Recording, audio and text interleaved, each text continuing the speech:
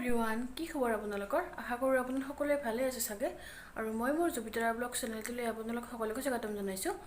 আৰু মই এতিয়া যাম ঘৰৰ আগফালে আমাৰ অলপ ফুলগছ আছে ভাবিছোঁ ফুলগছবোৰৰ অলপ আজি কেয়াৰ লওঁ আৰু বলক এতিয়া আমি আগফালে যাওঁ আৰু ইমান গৰম পৰিছে নহয় গৰমতে একেবাৰে ঘামি জামি গৈছোঁ আৰু এতিয়া যাম মই আগফালে এতিয়া আহিছোঁ মই আগফালে আৰু এয়া হৈছে আমাৰ ফুল গছবোৰ এয়া আৰু ইফালেও আছে আৰু এইজোপা হৈছে মৌচুন্দী গছ ইয়াতে বহুত ফুল ফুলিছিল ইয়াৰ ডালবোৰ কাটি পেলোৱা হ'ল সেইবাবে ফুলবোৰ কমি গ'ল আৰু এইফালে আছে গধূলি গোপাল আৰু এইবোৰ গেন্ধামালতী আমাৰ ইফালে এইবোৰ গেন্ধামালতী বুলিয়ে কয় আপোনালোকৰ ফালে কি বুলি কয় কমেণ্টত জনাবচোন আৰু এইজোপা হৈছে আচলতে এইজোপা কিনোতে অশোক ফুল বুলি কৈছিল কিন্তু অশোক ফুল নহয় আৰু এইবিলাকৰ ফুলবিলাক নিৰ্মালী ফুলৰ দৰে নিৰ্মালী ফুল আছে আমাৰ আৰু এয়া মায়ে আছে স্প্ৰে কৰি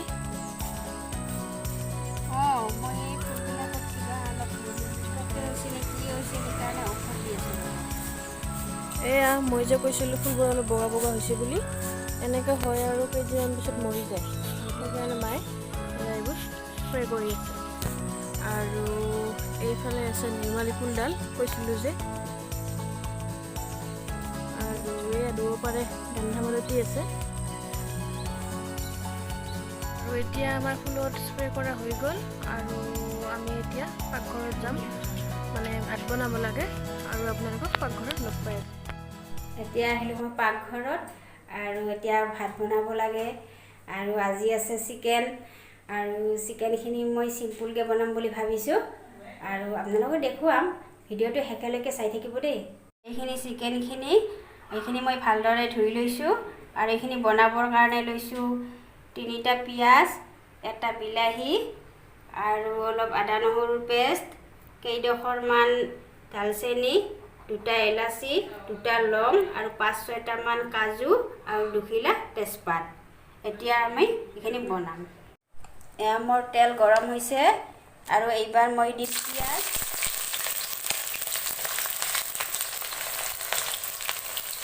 তেজপাত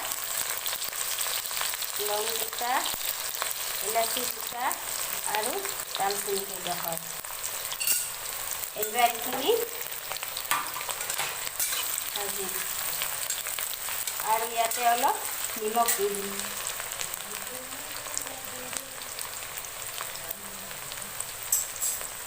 এইবাৰ পিঁয়াজখিনি কোমল হোৱালৈকে ভাজি থাকিম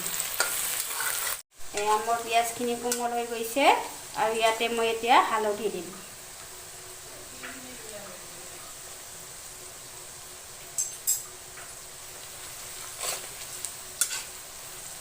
আৰু এইবাৰ ইয়াতে আদা নহৰুৰ পেষ্টখিনি দিম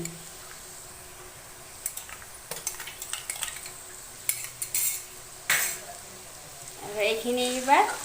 আদা নহৰুৰ কেঁচা গন্ধটো যোৱালৈকে ভাজি থাকিম এয়া মোৰ আদা নহৰুখিনি ভজা হৈছে আৰু এতিয়া বিলাহীখিনি দি দিম আৰু কাজুকেইটাও দি দিম এতিয়া এইখিনি অলপ ভাজি থাকিম এয়া মোৰ বিলাহীখিনি কোমল হৈ গৈছে আৰু এইবাৰ মই চিকেনখিনি দি দিম আৰু এইবাৰ মই এইখিনি ভালদৰে ভাজি ল'ম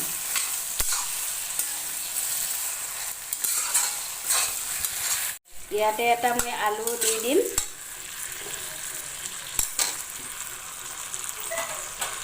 আৰু এইখিনি এইবাৰ ভালদৰে ভাজি থাকিম এইখিনি মোৰ 10 মিনিটমান ভাজা হ'ল আৰু ইয়াতে মই অলপ গুড়ি মছলা ব্যৱহাৰ কৰিম আৰু অলপমান মই ধনিয়াৰ গুড়ি আৰু চিকেন মছলা লৈছোঁ ইয়াতে মই অলপমান পানী দিছোঁ আৰু এইখিনি মই এইবাৰ ইয়াতে ঢালি দিম আৰু এতিয়া মই ইয়াতে আৰু 20 মিনিটমান ভাজিম মোৰ মাংসখিনি ভজা হ'ল আৰু এইবাৰ ইয়াতে মই পানী দি দিম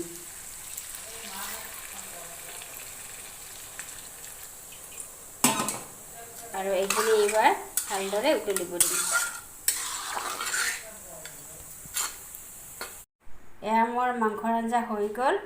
আৰু এইখিনিতে মই এটা আপোনালোকক ৰিকুৱেষ্ট কৰিব বিচাৰিছোঁ,